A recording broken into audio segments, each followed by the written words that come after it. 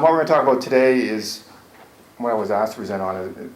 We came up with this idea of trying to talk about what we've been doing with NSSE at UNB. And so what I'm going to do today is I'm going to talk a little bit about NSSE Background. And how many people know anything at all about NSSE? Okay, a lot, a little?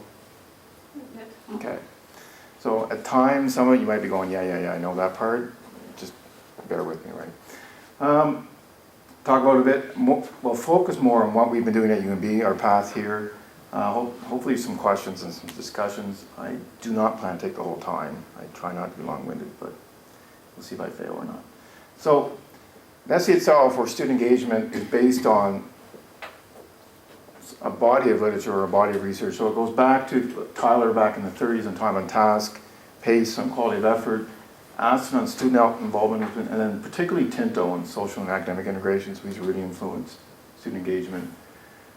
Most influential might be Chickering and Gamson, with their good practice in undergraduate education, Pascarella for sure on outcomes, and then George Koo himself, sort of the father of student engagement. So this is the path we're following, and I do speak quickly, so slow me down if I do.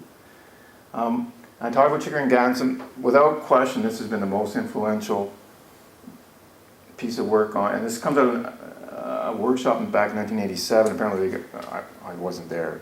So everybody got together at some retreat, and somehow this is what came out of this retreat with these 7 principles of good practice in undergraduate education. Now there's 7 principles of everything, but it came out of Chickering and Gamson with the first. So the interesting thing is when you look at these 7 principles, student-faculty contact, active learning, prompt feedback, time on task, high expectations, cooperation among students, and respect for diverse talents and learning, this really, really influences NSSE. If you know anything about NSSE, that's influenced a lot of the questions. So, and some other literature which has had a big impact, particularly Pascarella and Terenzini's How College Affects Students. If you haven't read it, okay, it's a book that big, if you have time to read it, try to read some of it. But anyways, but they had come up with, and this is sort of the pull quote here, they looked at 2,500 studies, and they concluded that student engagement is a central component of student learning.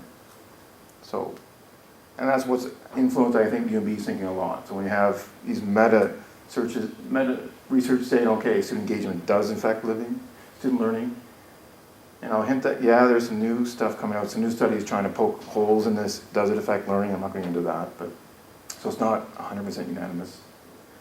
And then more recently is, and this is coming out of NSSE itself, the Student Success in College book, and this comes out of something they call Project Deep, and George Koo led that with Kinsey, Witt, and Associates. And this has been a very influential book, and basically what they're saying, what's written here is, they're looking at what the institutions do to foster that. So they looked at 20 high-performing schools, sort of zeroed in on some practice that schools are doing to increase student engagement.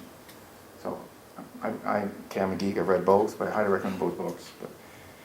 But, so student engagement itself, what is it? So this is George Koo's definition, which I guess we all follow. He used this back in 2003, published an article in Journal Change. So student engagement is the time and energy students devote to educationally sound activities inside and outside the classroom. So that's half of it, and the other half is policies and practices that institutions use to induce students to take part in these activities. So what students do and what we do to encourage the students to do it. So this is a definition we use for student engagement. One of the studies, again, that's been most influential on our thinking at UNB is another George Koo study. And this was a study across several universities back in 2007. And they found student engagement has a positive and measurable effect on student grades and outcomes. Or if you want to put it more specifically, outcomes as measured by grades. So they looked at several schools. And student engagement improves retention, or persistence, if you prefer that word. And the way they did that study, their basis is they compared several groups of students using SATs and said, okay, we have a block of students with similar SATs. Some students are measuring and showing higher in student engagement as measured by NSSE. Who outperformed whom? They found out the higher engaged students did better than the less engaged students with equal SATs coming in. The other thing they found out was that with a similar cohort, students with lower SATs but higher engaged could catch up to students who came in with a higher SAT. So they're looking at, and their definition, or their findings were that particularly students who were coming from lower socioeconomic orders, who therefore had lower SATs based on that, they're finding once they got into university and got engaged, they could outperform students who had higher grades coming in, but weren't very engaged. NSSE itself was started by the Pew, George Koo and his buddies got some funding from the Pew Institute in back in '99, and George Koo was the one who, and his associate, who wrote the first study, the first survey, which they call a college report. So you can see it started in 2001 for 321 schools. It peaked in 2008 with 769 schools, and then you see diminishing numbers of schools, 640 and 595 last year. It's not that it's less popular. What's happening, schools are finding you don't have to do it every year. So in this period here, schools are starting to decide, okay, we don't have to do it every year, so we're not going to show up every year. And what's particularly happened in Canada, Canadian schools have sort of unofficially decided we're all going to do it every 3 years. And for instance, we just did it, most of us did it this past year, so 2010, 2011. So that's why this number really dropped here. Very few Canadian schools did it in 2010, and not as many in 2009 as well. So we seem to have maybe peaked at the total schools that were doing it, but there's a consistent number of schools that are doing it. And from a data standpoint, which is fascinating, you've got 2.4 million students now have done the survey. So it's a huge body of data for research at the NSSE Institute, and over 1,400 schools and universities and colleges. And of course, you have to be careful. We know the literature in the States is all colleges, but it is colleges and universities. And in Canada right now, up to now, 78 different colleges and universities have participated. So the design of the NSSE survey, so they basically did it into 4 pieces or 4 chunks. So it's a look at student behaviors in college, what the schools have done, so the actions and also requirements, like how much work to make them do. What they term as the student reactions to what the schools have done, so like how hard have you worked, and so on.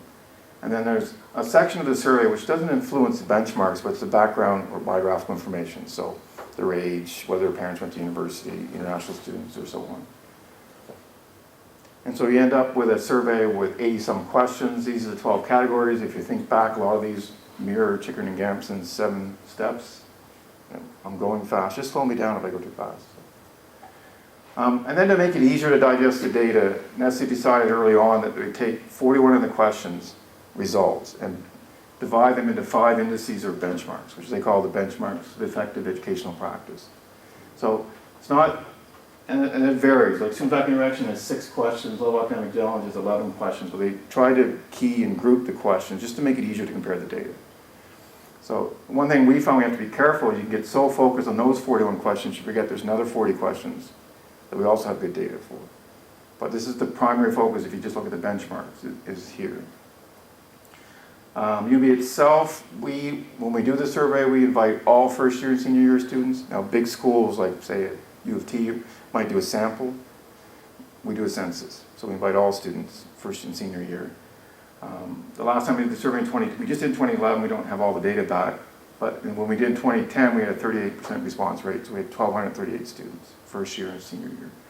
And I should mention senior year as decided by your university. So the student might not think they're in senior year, but we get basically a data set from the registrar saying based on credit hours, they're in their senior year.